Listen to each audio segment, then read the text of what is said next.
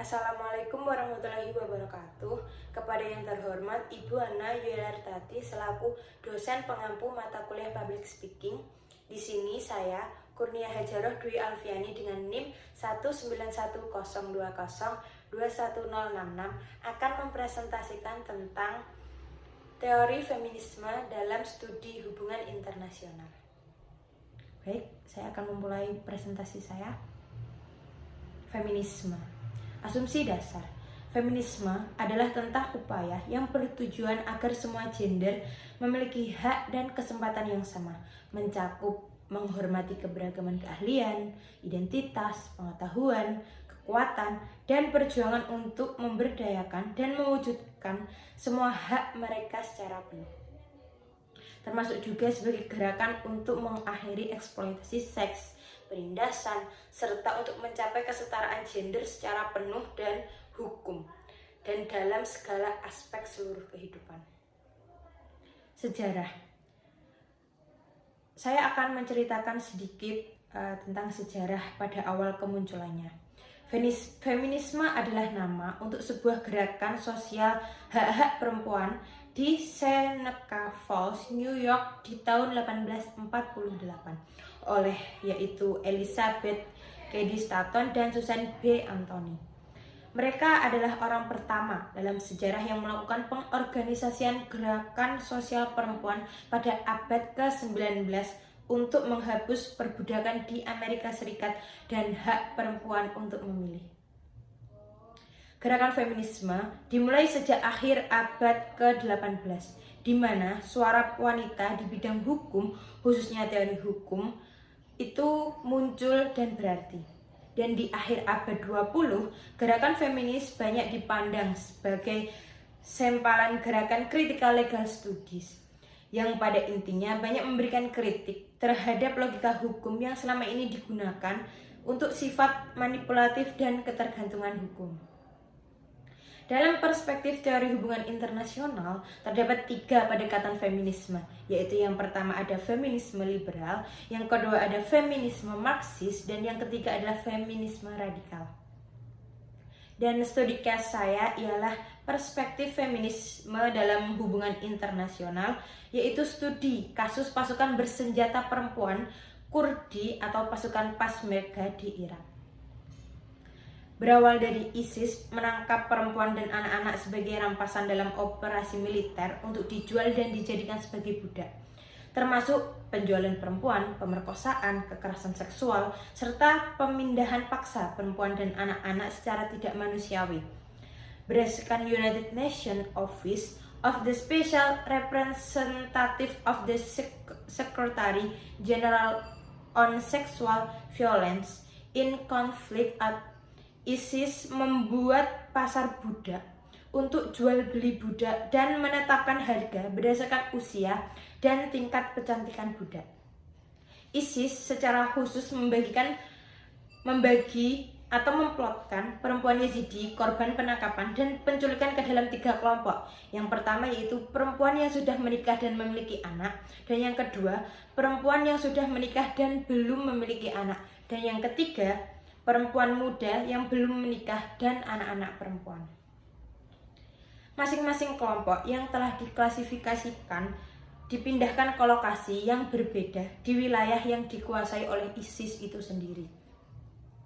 Oleh karena itu, untuk mengubah nasib mereka, puluhan perempuan Yazidi kini diberdayakan sebagai bagian dan pasukan elit Peshmerga Kurdi. Mereka dilatih untuk membela kampung halaman mereka, yaitu tepatnya di Sinjar, Irak Utara. Mereka merupakan perempuan-perempuan terpilih yang ditugaskan mempertahankan kampung halaman mereka di Sinjar itu dan melindungi komunitas mereka. Unit mereka disebut Roj, atau artinya itu matahari ya dalam bahasa Kurdi. Dan secara resmi tergabung dengan barisan pasukan elit Peshmerga Kurdi. Pasukan Roj sebagian besar terdiri dari perempuan Yazidi yang melarikan diri dari Sinjar ketika kelompok ISIS menyerbu wilayah mereka pada tahun 2014. United ini atau unit ini melangsungkan latihan militer dan keamanan di distrik Sengkan di provinsi Niue. Pasukan Rhodes ini memiliki 87 pejuang yang dipersenjatai, dilengkapi, dan dilatih oleh para perwira Peshmerga di Kurdi itu sendiri.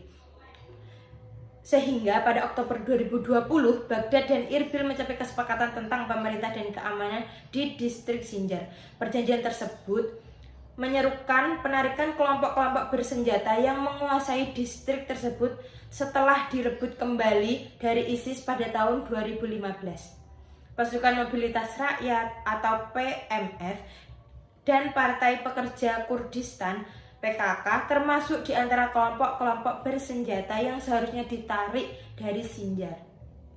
Perjanjian tersebut ditujukan untuk membuka jalan bagi kembalinya lebih dari 360.000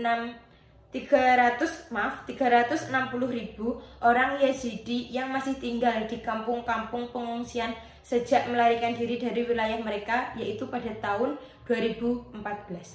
Ketika itu ISIS menyerbu Sinjar. Kelompok militan itu telah menghancurkan desa-desa dari situs keagamaan, menembak mati para warga lelaki sebelum menculik ribuan perempuan dan anak-anak untuk kemudian memperdagangkan mereka dalam perbudakan zaman modern.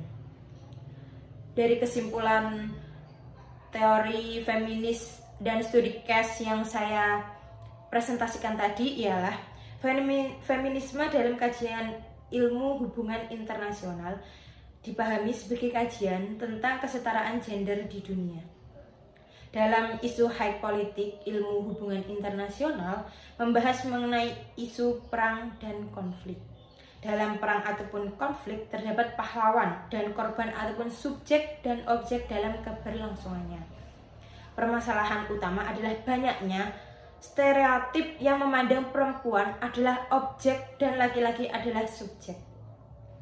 Padahal keduanya adalah warga negara yang memiliki kewajiban yang sama di mata negara itu sendiri.